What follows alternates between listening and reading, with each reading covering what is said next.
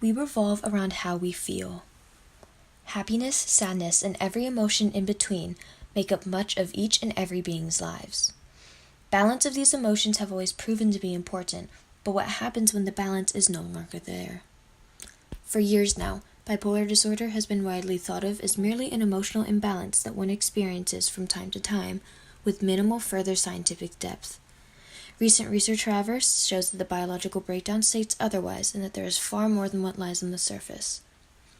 Dancer 1, in all white, represents an individual affected by bipolar disorder, portrayed by Dancer 2, in all black.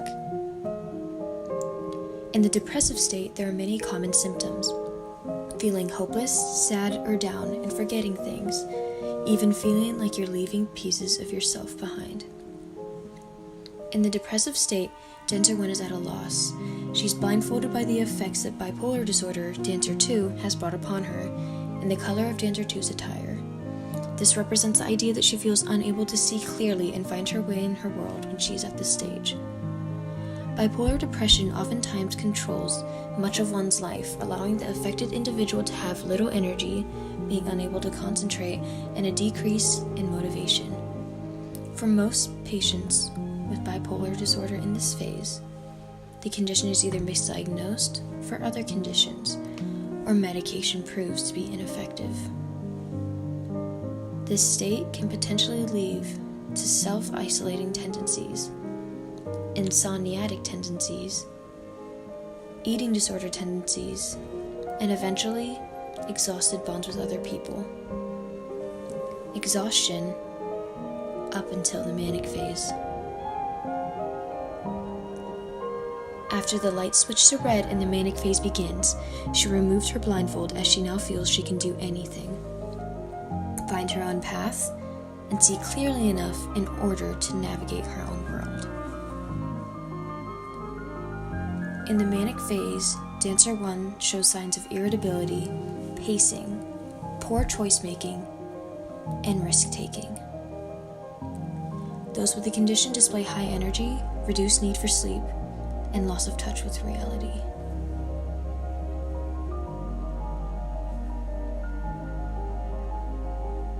Dancer 1 gradually undergoes treatment in order to alleviate symptoms, though it proves to be ineffective. It controls much of her life. As Dancer 1 begins to think Dancer 2, her bipolar disorder, is controlling her,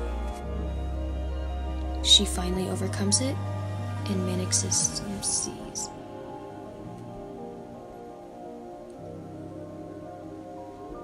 The World Health Organization estimates that approximately 1 million people die from suicide annually. This represents that 19 per 100,000, or one suicide every 40 seconds.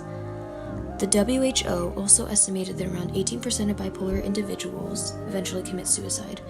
53% will attempt, and over 80% consider doing so. The last stage at normality shows the after effects of treatment. Dancer 1 faces Dancer 2, showing she's coming to terms with her condition. The movement of both dancers complete the metaphor of symptoms being alleviated and being at peace with one another. As more and more research on the condition emerges, scientists have found the biological and neuronal breakdown is far more complex than what most people could ever think possible.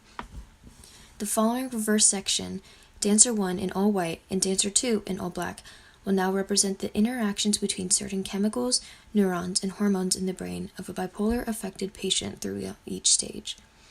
Being a chronic, sometimes lifelong illness that can progressively damage the brain and decrease life expectancy, it is crucial to understand the different layers of the sciences. Bipolar disorder affects the balance of hormones norepinephrine, dopamine, and serotonin, which can control certain brain and bodily functions that are linked to psychiatric mood disorders. Dopamine is referred to as the feel-good chemical and plays a major role in happiness, motivation, and reward. Serotonin, like dopamine, controls emotion and how one specifically reacts to or processes their emotions. When either serotonin or dopamine levels become imbalanced or decreased, bipolar disorder can develop. Other factors such as relationships, trauma, accidents, or loss contribute to how these hormones are balanced or imbalanced.